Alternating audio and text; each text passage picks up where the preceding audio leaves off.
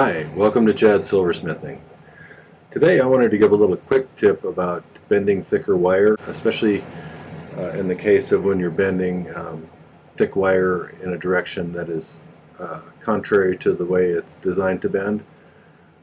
Specifically, I'm thinking about triangle wire or half-round wire.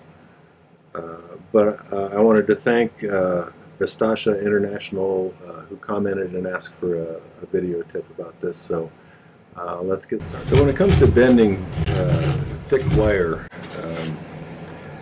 there's three kind of things that I think of as far as making it a little bit easier. The first one, it has to do with leverage. And so if you think about when you're trying to say take off a really rusted shut nut on a bolt, the shorter the wrench that you have, the less leverage you have, and are able to put less pressure on it. So if you have a longer wrench, you can hold it further out, and it gives you greater power to loosen that up. Same way goes with when you're bending some thick wire in a way that it doesn't want to bend. So I have some 6-gauge half-round here, which is relatively stout silver wire, and one of the things that you oftentimes have to do is get it to bend against the way it wants to bend. Now, it's thinner this way, so it's easy to bend that way, but if you want to bend it sideways, it's much harder. So what I have found is if you find a way to keep it pinned down in one spot, in this case I'm going to use some flat nose pliers, and I'm just going to hold it, and I'm not going to really bend with the pliers themselves. What I'm going to do is just use that as a position that's stable, and then I'll use the leverage of this long piece here in order to get a bend. Now, it's still going to try and do this thing that it's doing here where it's twisting a little bit. So you may have to go back, flatten that back out, and then bend it a little further, and do it in stages. So that's one way. This would work the same way with triangle wire, or even thick rectangular wire, or anything of that sort that has one dimension that's thinner than the other. So the other thing you can do is, as you're doing this, it's going to be working the metal and making it harder and harder, and so at some point or another it's going to become very difficult to bend it any further. And in that case, you can do the second strategy for helping to make it easier to bend stuff like this, and that's annealing the metal.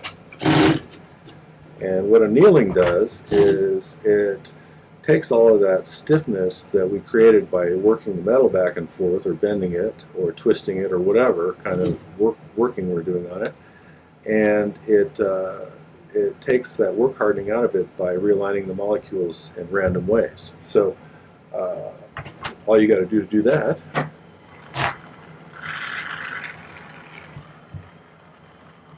is just to heat the entire piece up.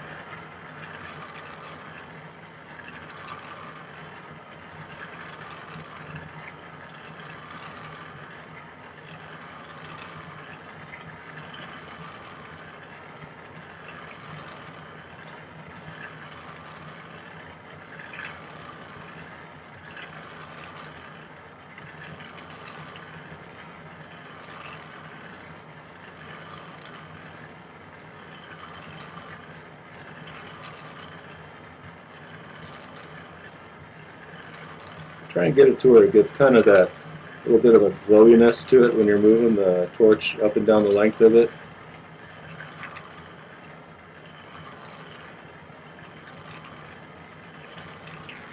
And then after that, after you've done that for 15 or 20 seconds, just letting it cool off for a while before you quench it in the water or the pickle to cool it off the rest of the way. So let's give it a few seconds here to finish cooling off a little bit more. Take it off of this one and set it on different pads so it cools off quicker.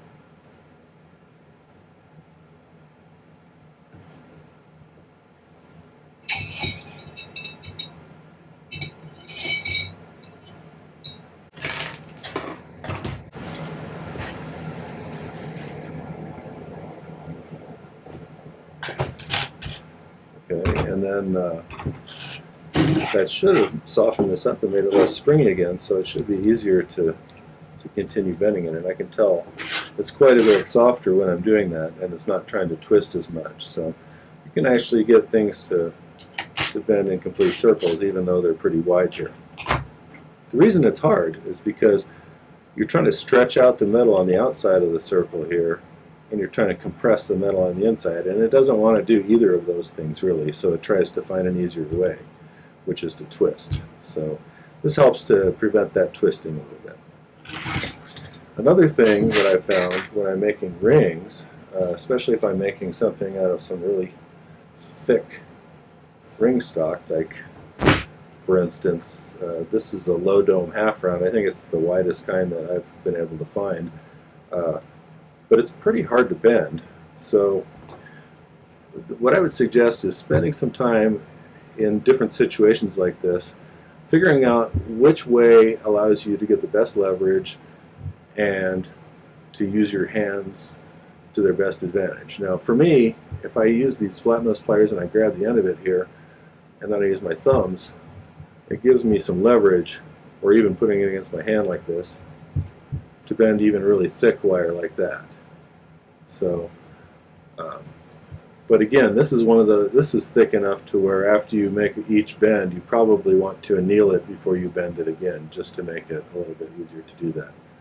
But generally, you can find some way where you get better leverage, and it allows you to get the bend to happen that way. So, because I know as I've gotten older, I've lost some hand strength. I used to have very strong hands, and now I've lost a little bit of that strength because of just age and because of some neck issues I have, which caused me some nerve stuff in my hands. But either way, hope those are useful hints to you. And if you found this useful, don't forget to like, subscribe, and share this with other people. Thanks again. Happy silversmithing.